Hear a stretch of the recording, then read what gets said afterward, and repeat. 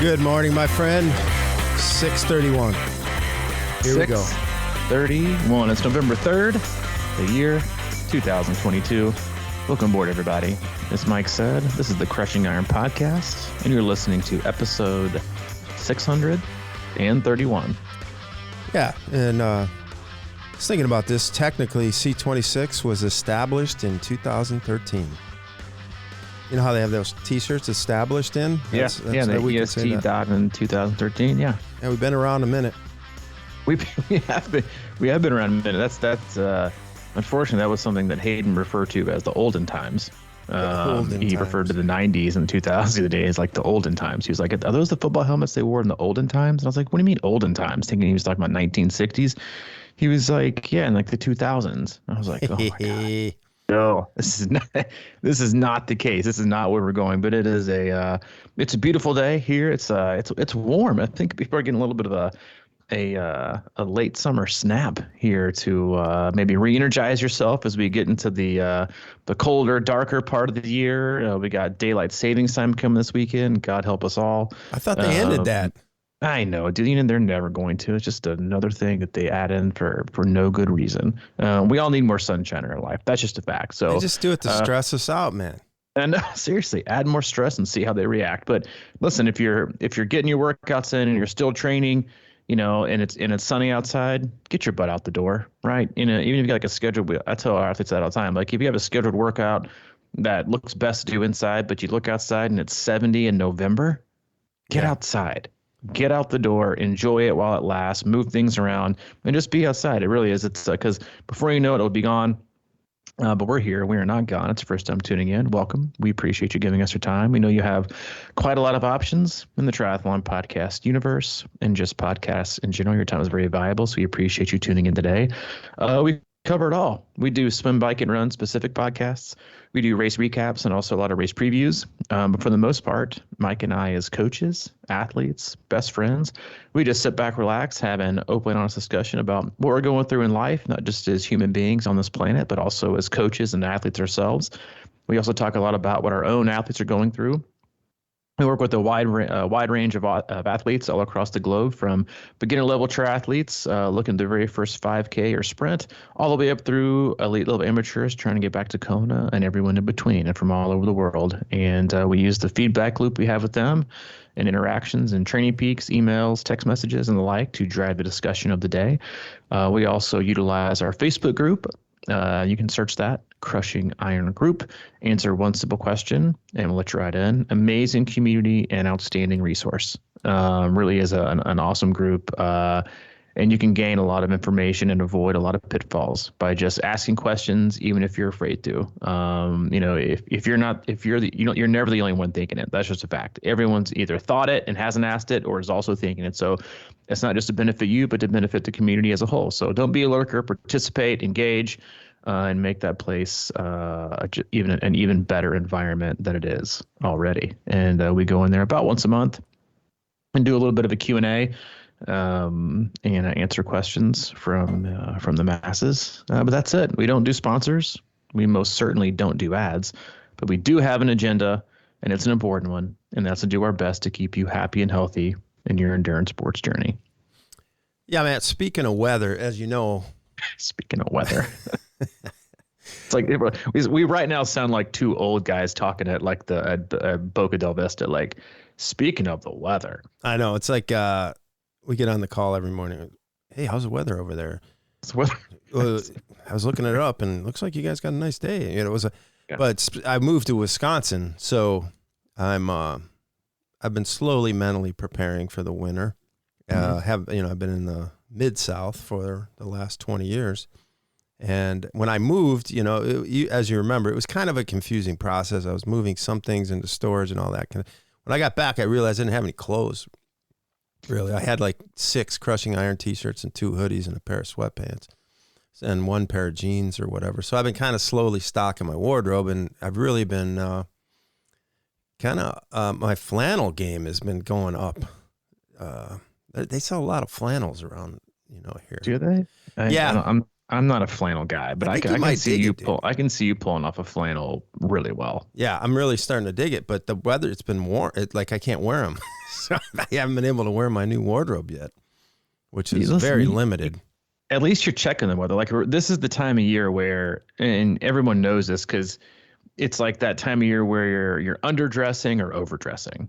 Like you go outside for a run and you expect it to be cold. Like this morning, I ran in our C26 tank top and shorts at 5:30, and then when I was out running, because I check the weather. Like if I like to be prepared, I want to have the right attire on when I go out and run because it makes for a better experience.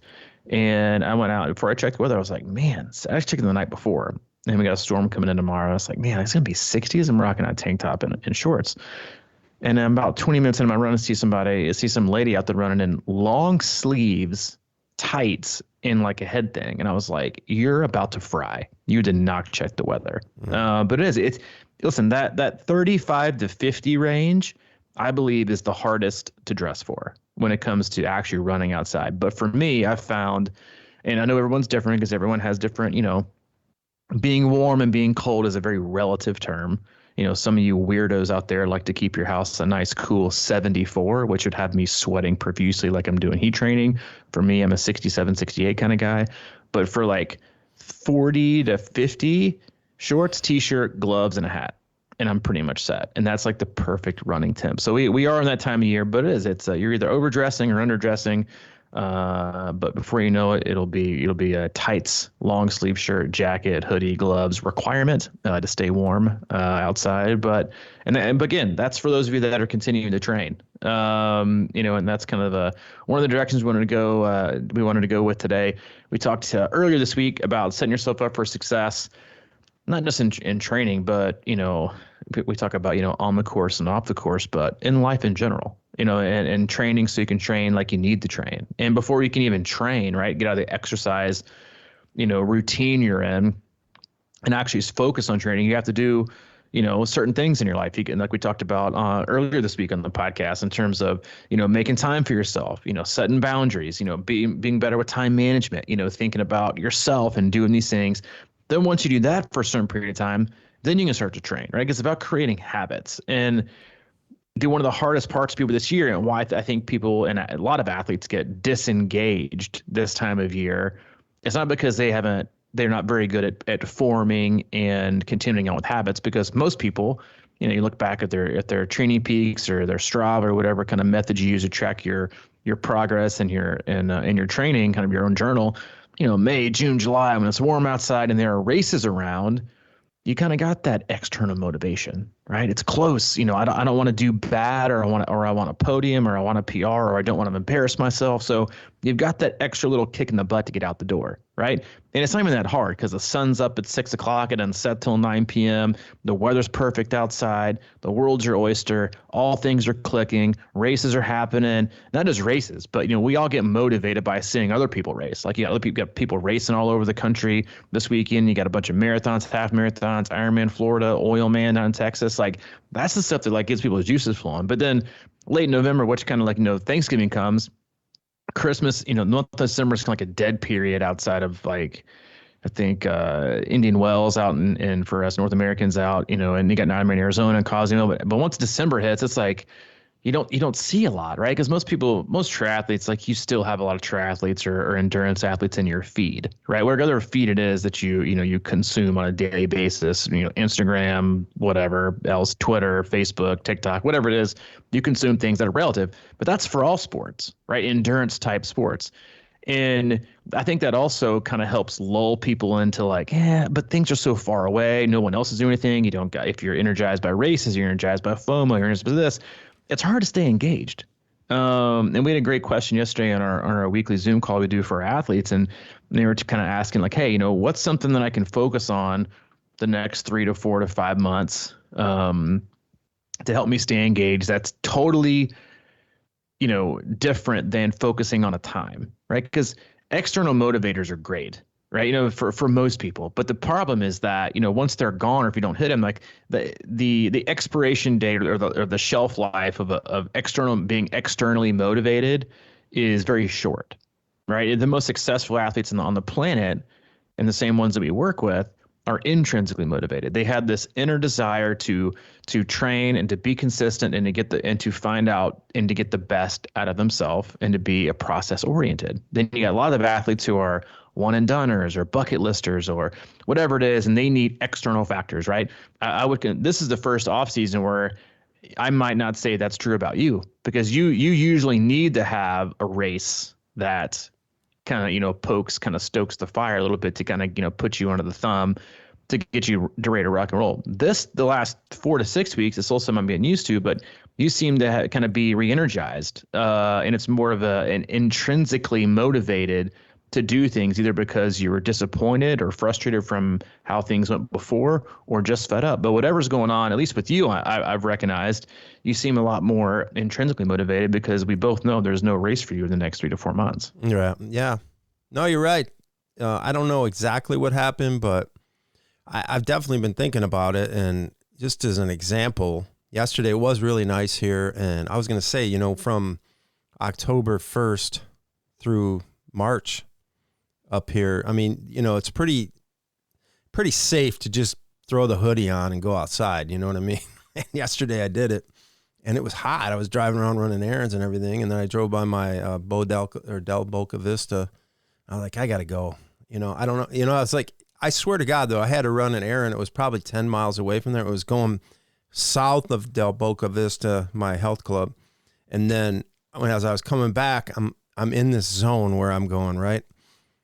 Do I pull off there? Do I feel it? And I'm really going back and forth in my mind. And somehow when I got to that exit, I just pulled off and I went in there.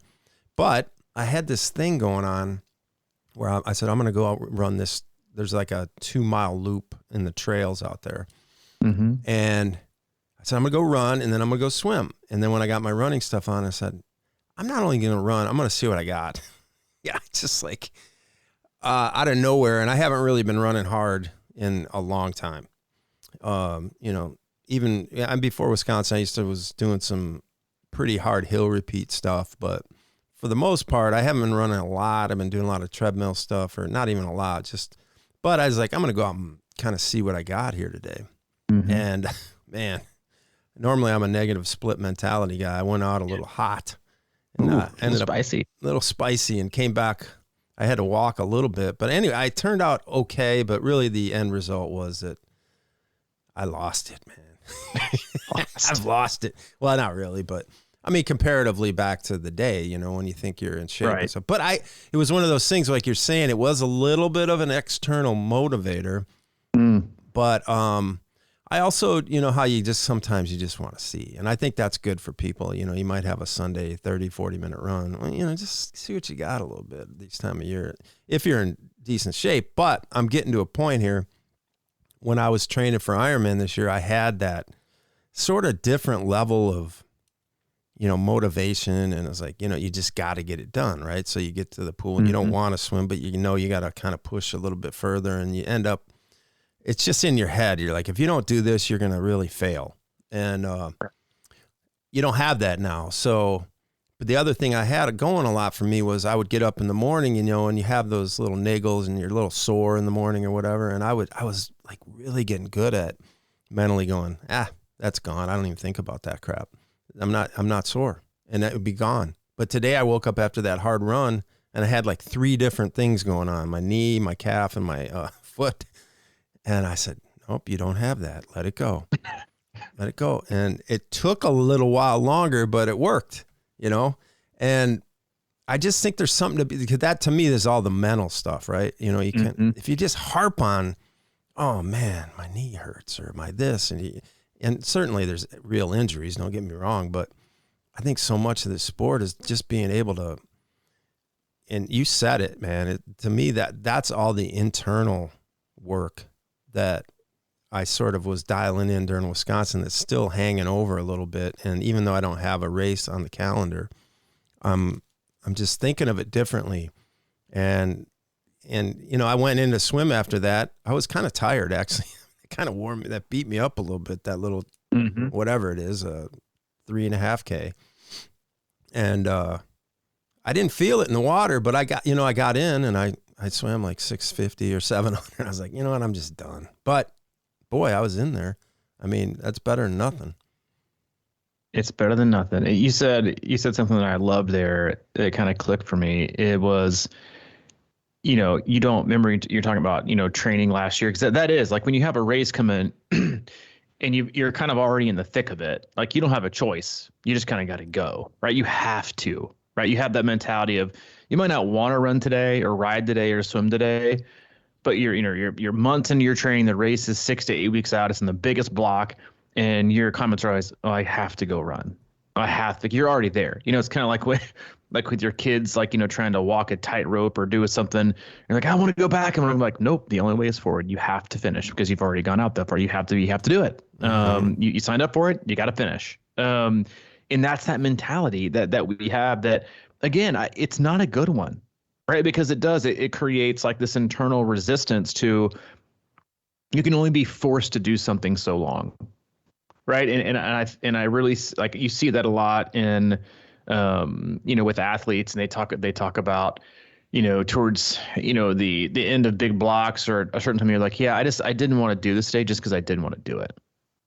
I just wanted to, you know, I'm tired of, like, you know, following a schedule so rigidly.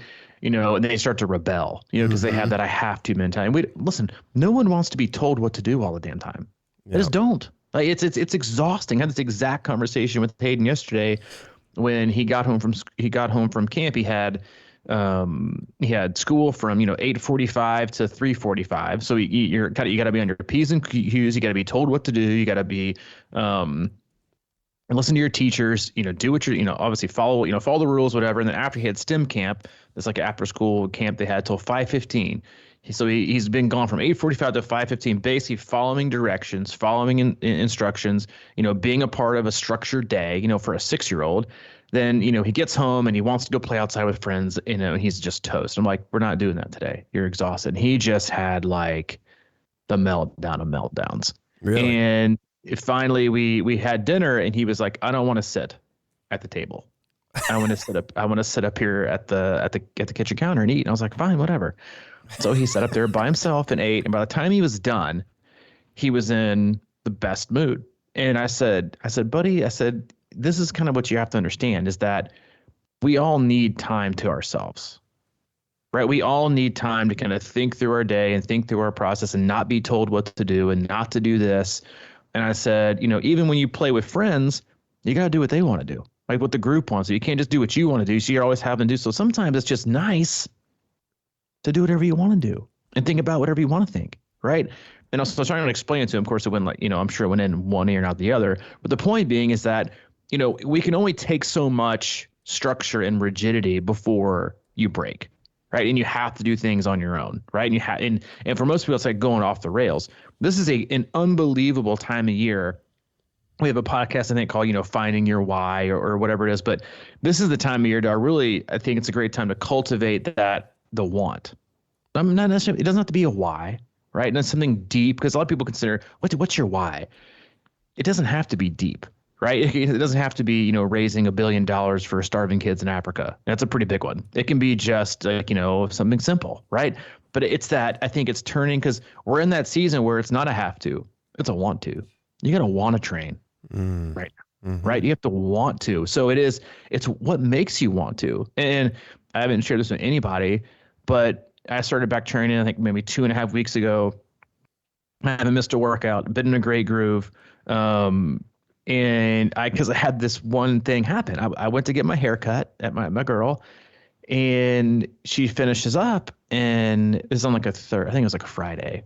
It was 2.5 weeks ago. Yeah. So like 3 weeks from Friday, maybe this coming Friday, or tomorrow. And she gets done with the haircut and she goes, "Oh, have you always been thinning out right there?" Ooh. Ouch. And I almost like swiveled around and, you know, swept her legs out. And I was like, Teresa, what did you just say? Yeah. She's like, well, maybe it's just the light. And I was like, the fuck, it is the light. But my immediate, I don't know what it was, but my immediate thought was, my God, you're getting old.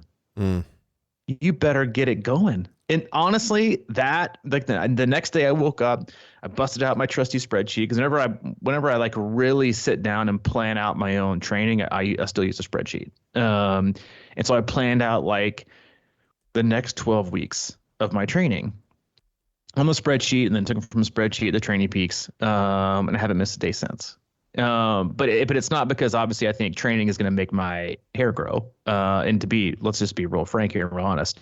It's not thinning out. It looks fantastic right now.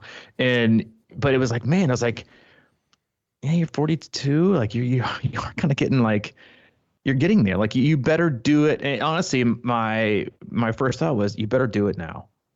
You better do it now. You better figure it out. And if you want to achieve the things you've always wanted to achieve in the sport, you better do it now, because your hair's thinning.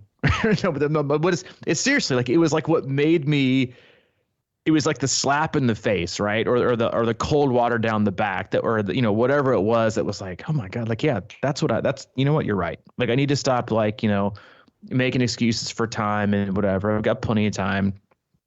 And then I was like, but the training that I've been doing is because I want to, because I wrote out like a 12-week block for myself.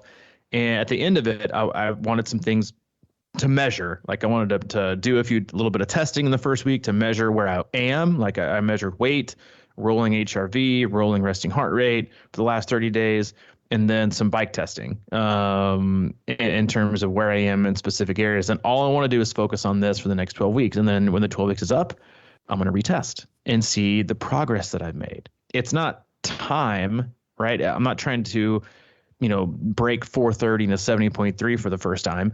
I just want to I'm at my best as an athlete when I'm in a process that doesn't have a specific race goal, because that raises expectations. And the further you think you are from an expectation, the higher the resistance level is, because we all like to protect ourselves. Right. It's a protective mechanism we all kind of have innately, is if you feel like you're going to fail, the first thing you want to do is you just want to do it. Right. Because I don't want to fail. Like I'm just not. I'm going to pass. So then you start skipping workouts. Then you get further right from you get closer to acknowledging you're not going to achieve this expectation. And that further acknowledgement creates more resistance because you want to protect yourself. Right. I don't want to fail. So you self-sabotage more. And you're like, okay, then I got to do less. So finally you just don't do it. Right. And so this is an amazing opportunity in a time of year for you to find out your want, to want to train, to want to be consistent, to want to be better. Mine is honestly was just like, you just want to be healthy.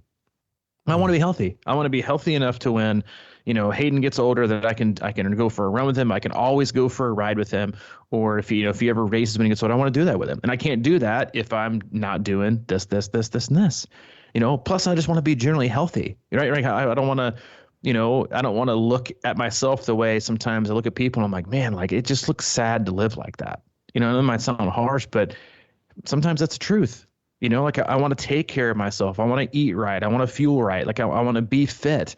And that looks different than what I was doing, like 3 weeks ago. Like it wasn't, falling off the rails, but I wasn't being specific in part of a process. And I even planned out like my meals last week, and I ended up feeling amazing. I was sleeping better. And this week I'm eating the exact same thing for the exact same meals. You know what I'm doing? I'm still sleeping good.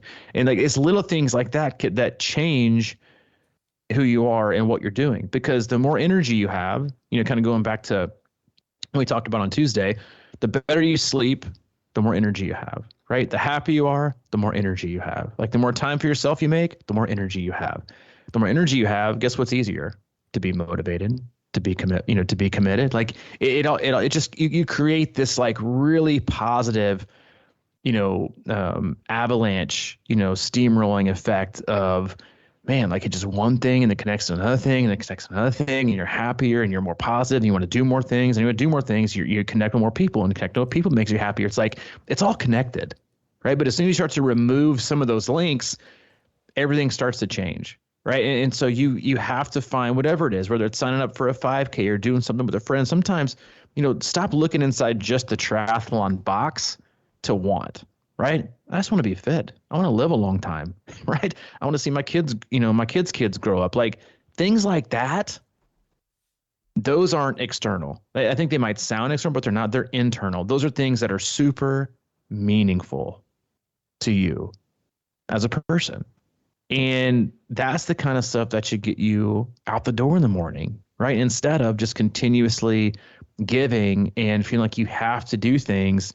It's about you and about creating a better life, like we talked about Tuesday. And then once you start to put that into a Monday through Sunday form with your training, then it's like, all right, well, now I want to be part of this, and I'm going to get structured and I'm going to go from exercising to training. And what does that look like? And, and for most people, it doesn't need to be, a variety. It's like I talked about this yesterday as well on the Zoom call. Like for myself, I'm doing the exact same workout on every Tuesday for the next 12 weeks. Like I don't need variety. It's something I can easily measure. Most athletes, they have to have, what we call they need to be intertrained. They need change or they get bored, even though variety is, I say varieties for the week. The same thing over and over and over again. It's repeatable. That also sets you for success. And like you were talking about before the podcast, less stress is more happiness, or whatever it was you said. Like, being able to predict what you're going to do or not have to guess, that's so much better. Like going back to the weather, like what if you woke up every day and you knew it was going to be 60 degrees? You wouldn't have to plan for how you dressed. You wouldn't have to plan what time of day to run. You have to plan your hydration. You just get up and do it over and over and over and over again. Like I remember, I think it's like 2 years ago, I read a blog post from Ryan Holiday, and I think I've even referenced that before on the cast, was talking about how going to the same coffee shop every single morning was like, and when it closed, like just not destroyed this guy's life, but like really impacted his life negatively. Not because he couldn't get his coffee, but because morning routines or routines in general are everything. It makes you feel comfortable, right? It makes you feel secure. It makes you feel like you've got control, right? Over things, because right now there's so many things going on in life that you can be pulled different ways. You're reading the news, you're always pulled different directions. Like we all need a sense of control, which is, why one of the biggest reasons our athlete roster, grew by like 30% during 2020 and 2021 is even though there weren't races going on, the baseline theme of people was like, I need something in my life that I can control. Because right now I feel like I'm 100% on the defensive. I'm just on the defensive. Schools are getting canceled. Things are going remote. I can't do this. I can't do that. I'm tired of being told what I can't do. I want 30 minutes a day on my schedule. That's just for me. That's not going anywhere. And that's what we need this time of year. You need consistency because it's great for you. It establishes routine and it creates better habits. And then that creates a better you, right? Come January, February, you're not trying to reinvent the wheel and coming off it's really a tale of two people, right? You can be the person who takes November, December and destroys yourself and treats your body like a carnival ride. And then tries to, new year, new me on January 1st when you're on the defensive, or you can roll through November, December with some sense of structure, right? With still allowing for flexibility, like, tell you, instead of giving people one of the things we do this time of year is like, instead of telling you to do a 40-minute run, we'll say like, run 30 to 45 minutes as you feel. So basically you can run to get like a green, right?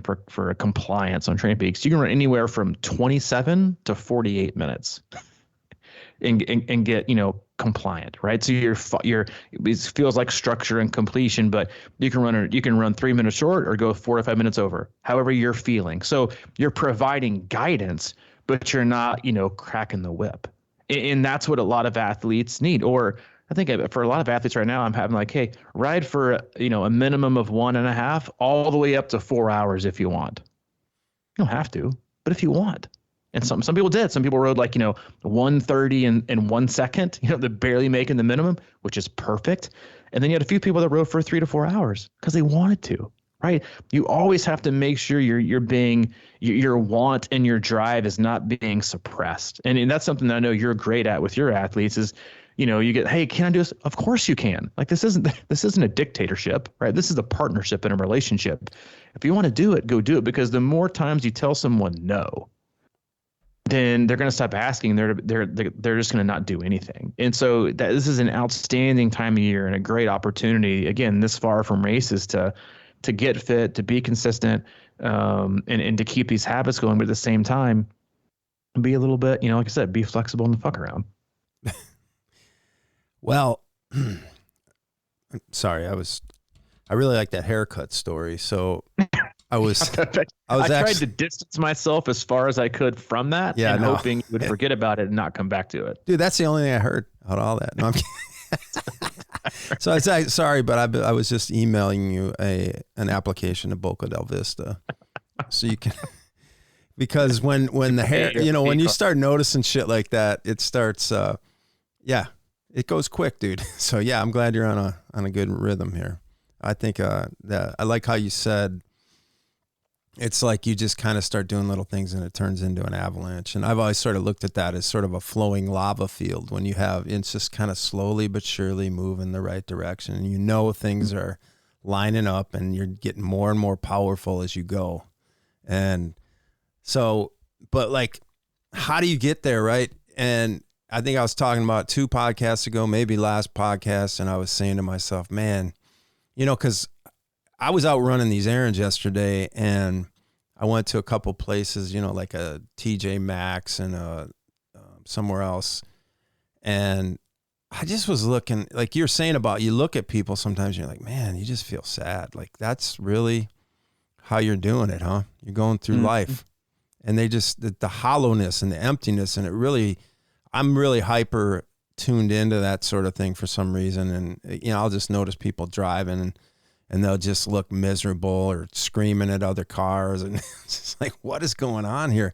So I just think it's weird sometimes how people spend their lives, and I've talked about before, how, sitting in a cubicle for 9 hours a day, working overtime, and then you just look at a screen all day long. I work at a new co-space where I come by, I go up these stairs and there's a guy right there in the window. He has one of those stand-up desks and he's just looking at that screen and it's just like, I'm totally in his field of view and I'm just kind of getting my smile ready to give him a little man nod, hey buddy.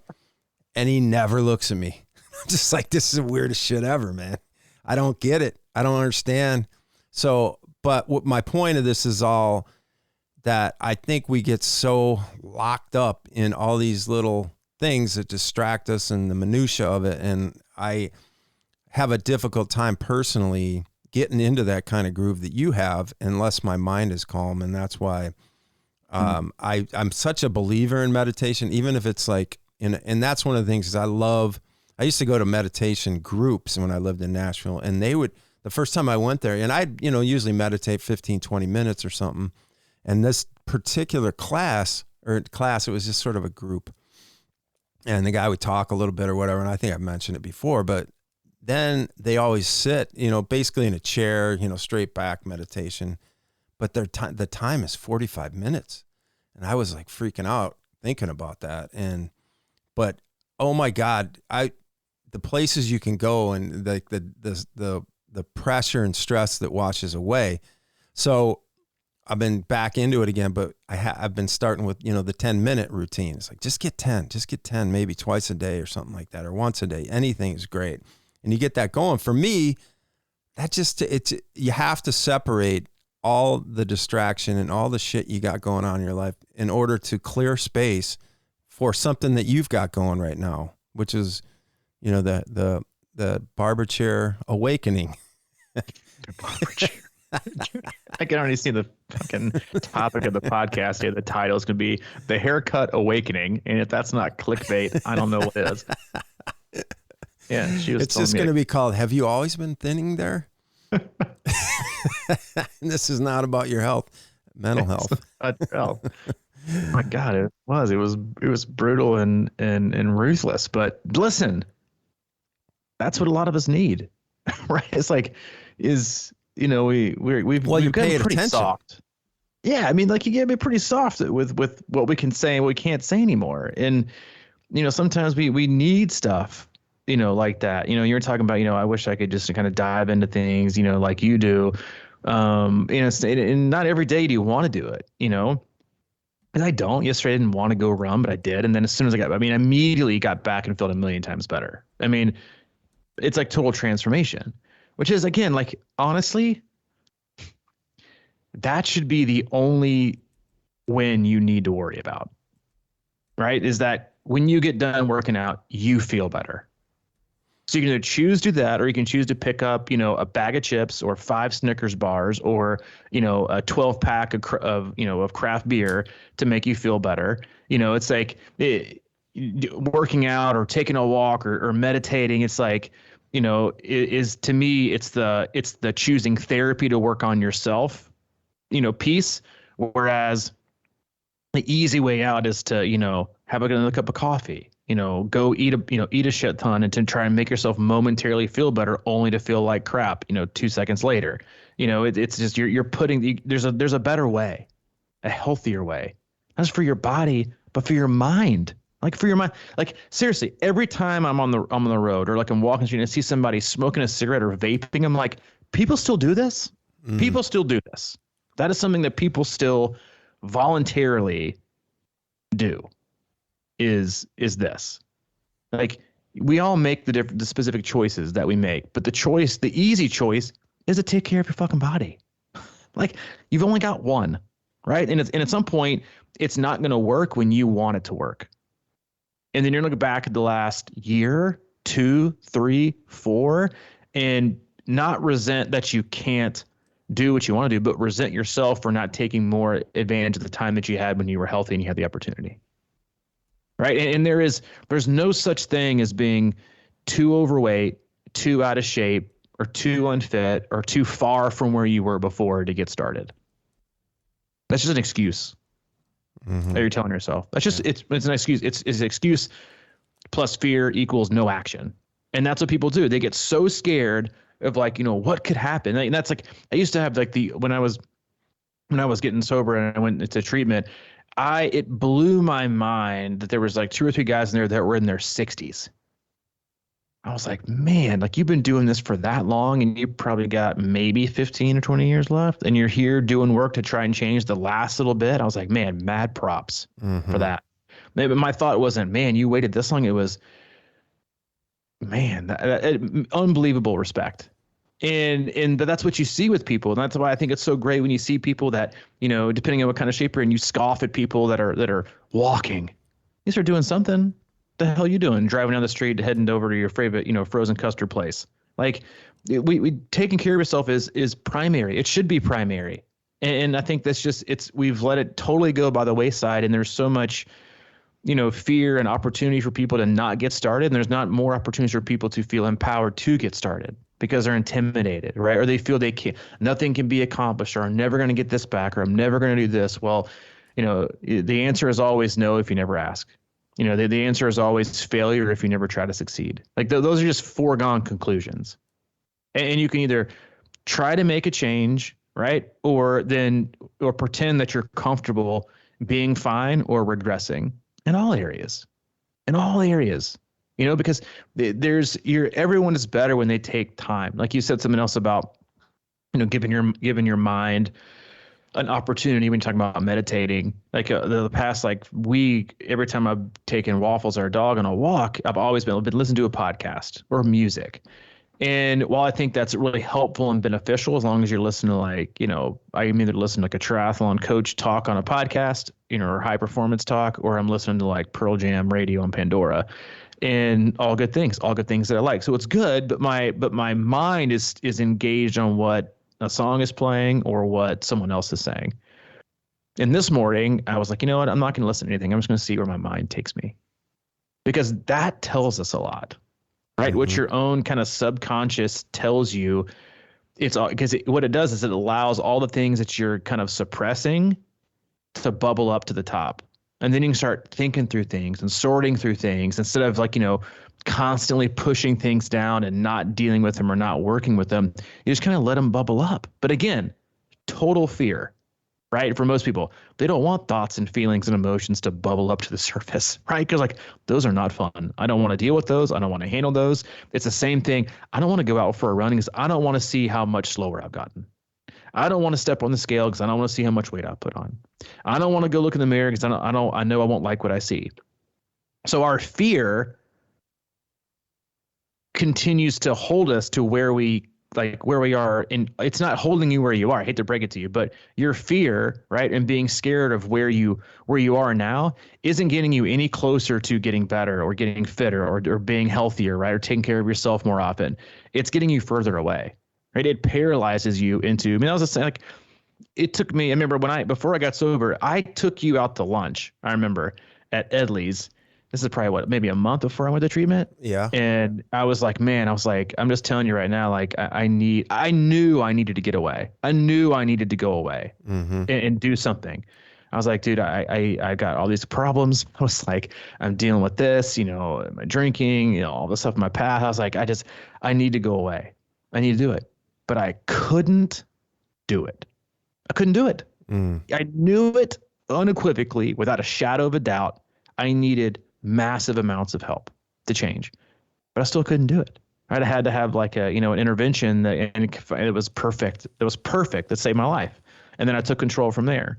And that's what we need. I share that story because plenty of people that listen to this aren't super motivated triathletes that are, in the thick of it all day long, Monday through Sunday. Like, we all go through ups and downs. We all get unfit. We all put on weight. We all become unhealthy. We all get, not all, but many of you get depressed. Many of you get anxious. Many of you get, have all these negative thoughts creep in or go through, bad parts of your life. And you might know every day you wake up, you'll know, man, I really need to get out and run today. Not because you got a race, right? Not because you got a 5K or an Ironman or a 70.3 or a 50K or a 100-mile bike ride. None of that. But you're like, I need to go today. I just need to go. But you won't. You won't make yourself go, even though you know you need to. And again, not because you have some race to do, but because it would be good for you. And that continuing to do it would benefit you in a positive way.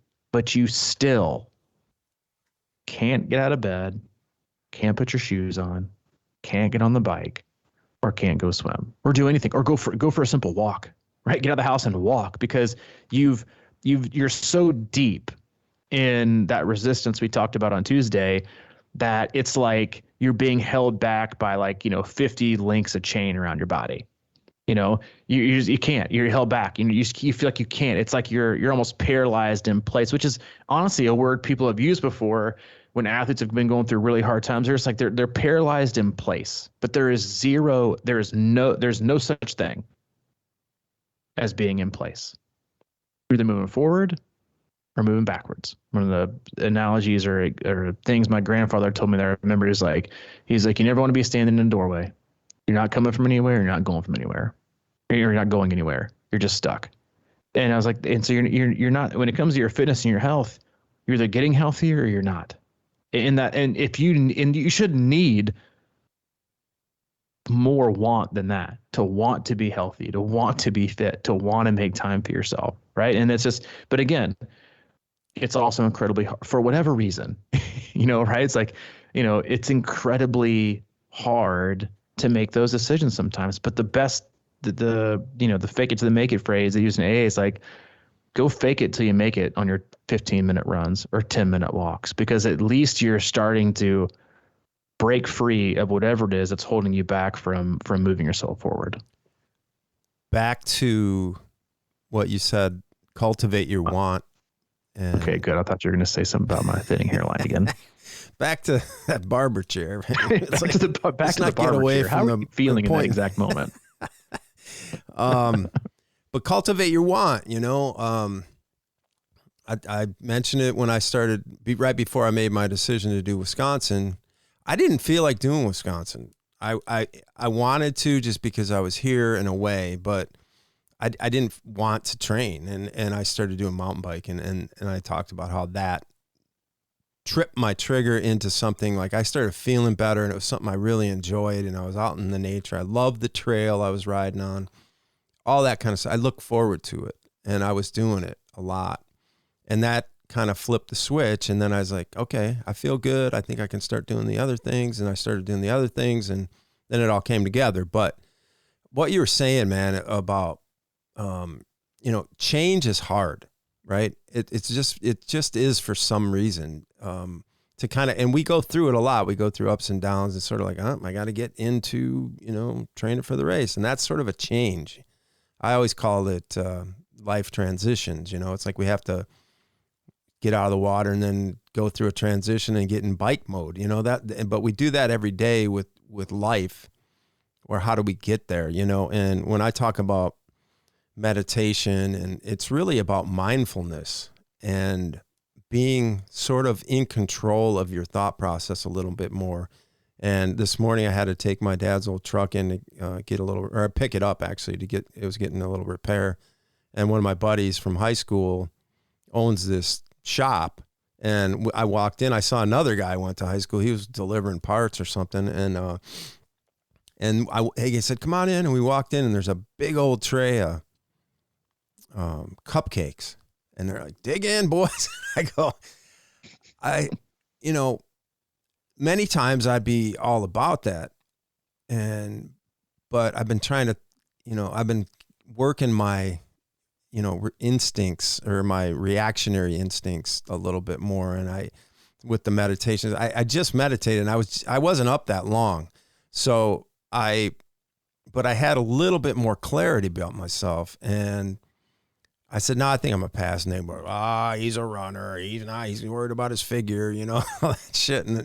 But I was thinking, but I had that sort of power to make that decision. Whereas a lot of times I don't. And I looked at him and I said, honestly, I've been in this mindset where I have a thought of using fuel, not letting it use me. And in that case, that's why I've mentioned this about coffee too. When I wake up and I'm just absolutely shell shocked from not sleeping well, and I have to just don't say hi to anybody or anything. You just walk right to coffee and then you just start putting it down and using it all day, versus getting things going and then being like, okay, I could just top it off a little bit. It's almost like a moderation thing in a way. Like you have control of the moderation. And that's how I've been thinking about what meditation does to me.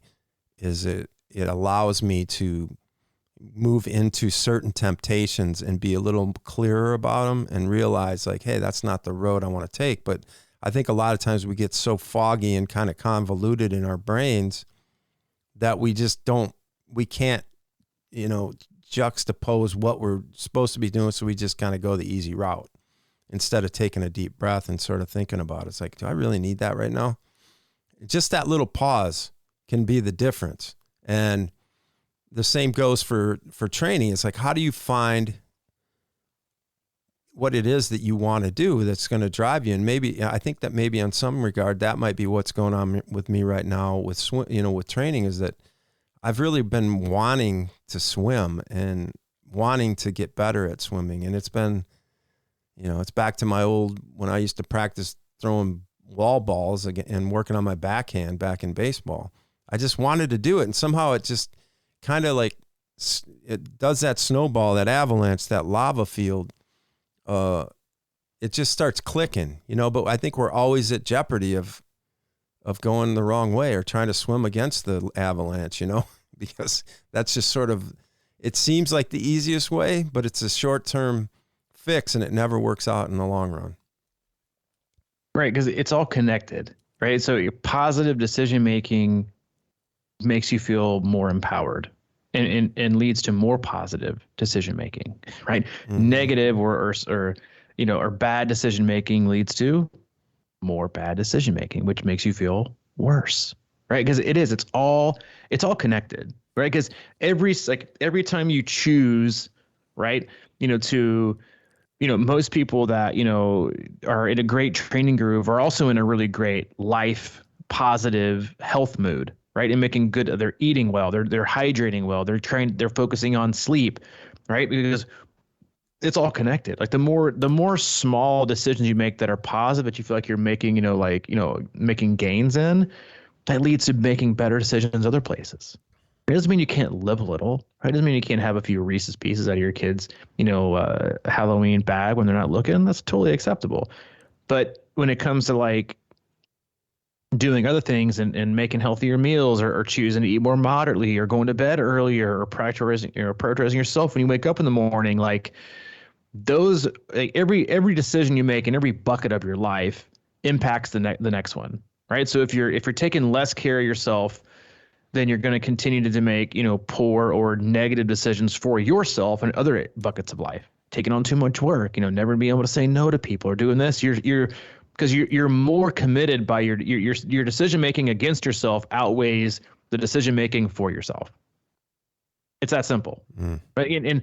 And I generally don't think they're weighted differently, right? You got 3 meals a day, 7 days, and you got 21 meals to decide on. If you make positive decisions for 18 to 19 of those, you're rocking it, right?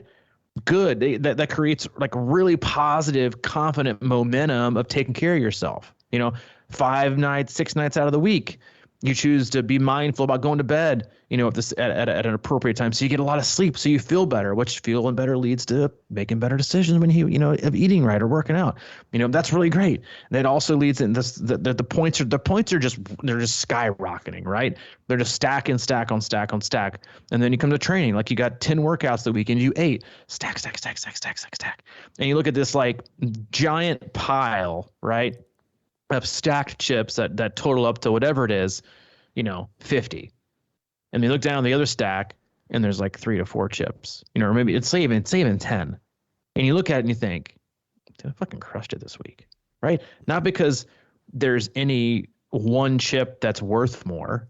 And they're not worth, one's not worth 100 points, one's not worth 2.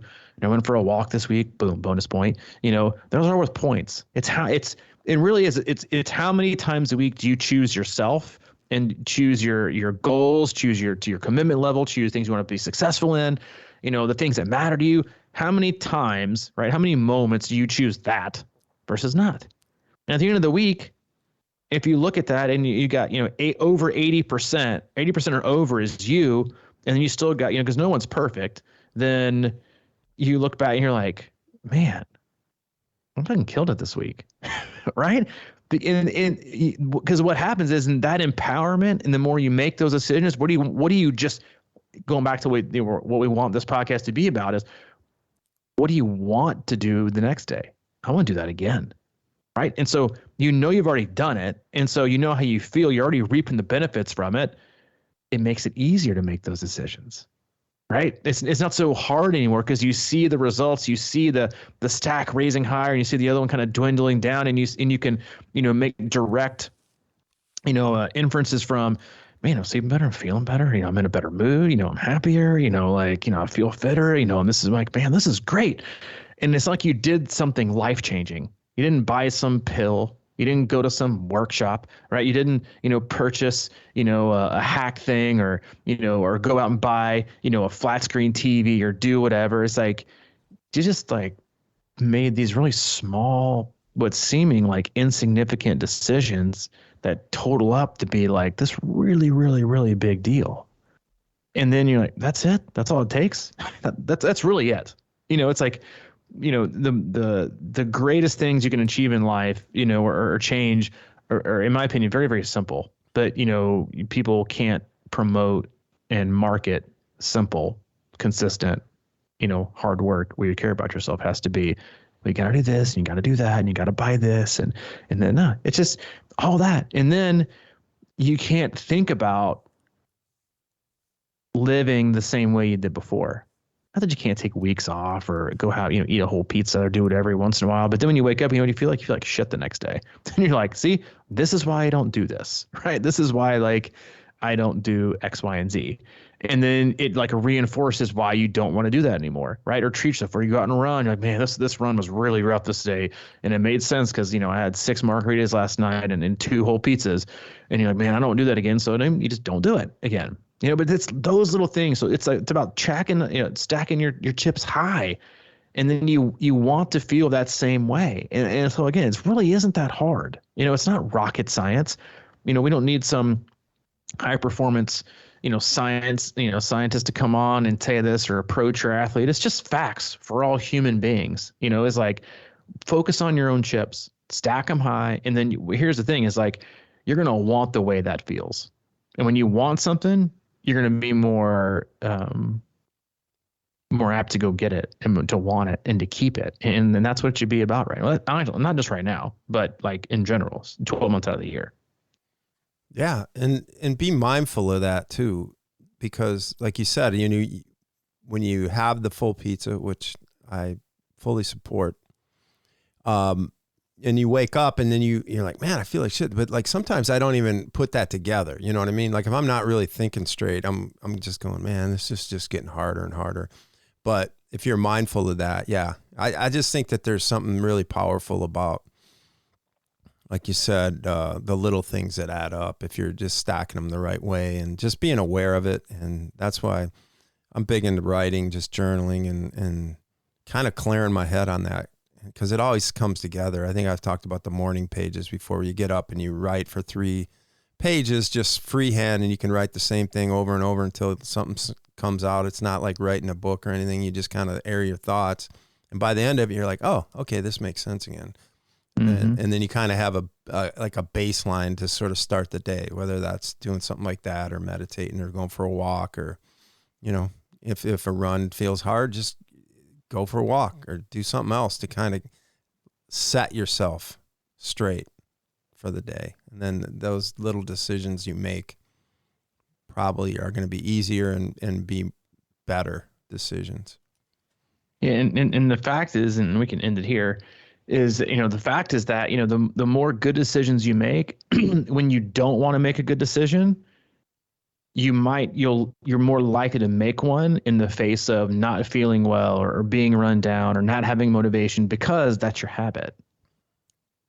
Yeah. Right. Because if you're doing this and this and this, then you're going to have less resistance to not do it. And so again, it's about creating patterns, and it's not about waiting, right? Let me wait till January to get more unfit or to be worse. I started now, get ready, have a plan, be prepared, and get support, right? Whether you're a self-coach or working off a training plan or reading things online, or, you're one of our athletes or working off one of our plans, like, find something to help you, right? To help you keep going, to stay motivated, to stay committed, to be encouraging and to be positive, right? It's like we all need more of that in our life, and not just positive, like, oh, well, I go to this and this, but it's about lifting each other up and pushing each other forward. Whether it's, dragging you, pulling you, pushing you, walking side by side, whatever it is, it's about positive forward movement in all areas of life. So, everyone should make that more of a focus, this time of year. As always, we love you. We appreciate you. If anyone sends me Rogaine, I will find you and I will cut you. Go to our website, C26triathlon.com. It's our one-stop shop for all things coaching, camps, and community. Again, get more information about our open camps. Next year, we still have spots available for our camp in Texas, which is early season. And then we're about 60% capacity on our Wisconsin camp already. We got an Ironman Wisconsin and Wisconsin 70.3 camp that happens in August. You can find info on that on our website. And then our 2023 race specific plans have launched, and they're flying off the shelf. Those are not, infinite. We have a limited number of those, just because we're doing monthly group Zoom calls, and I want to make sure that it has more of a private feel to it, and not just you getting lost in the masses of getting an online training plan. And you can find more information on those on the front page of our website and everything that's included. And again, it's on our website, C26triathlon.com. If you need anything or have any questions for Mike, he's available, CrushingIron@gmail.com. Or if you need anything from me specifically, I'm at C26coach@gmail.com. All right, I guess that wraps it up, man. That's it, man. All right. I'm going to go buy my toupee. I'll see you next week. It'll come back, man. It can grow back. That's the thing. It's not going anywhere. It's like Teresa, you're shining like an interrogation light on my blonde hair that you just dried. Yeah, it looks a little bit thin. Fuck off me. Yeah, I know. And by the way, man. I'm booking with Jessica next week, who thinks I've got an afro. So take that. Yeah. Well, I'm going to get a haircut today. I'm going to see if she can PR. Last time I seriously 6 minutes, right? Yeah, I walked from my car in and out, and I was back in my car within 15 minutes. It was unbelievable. That's my kind of haircut, man. Yeah, I don't know what happened, but I'm looking forward to it. It's at 4:45. I'll be done by 4:53. That's my kind of haircut. Plenty of time. Man, yep. Go eat a pizza. All right. All right. We'll see you later. See you, man.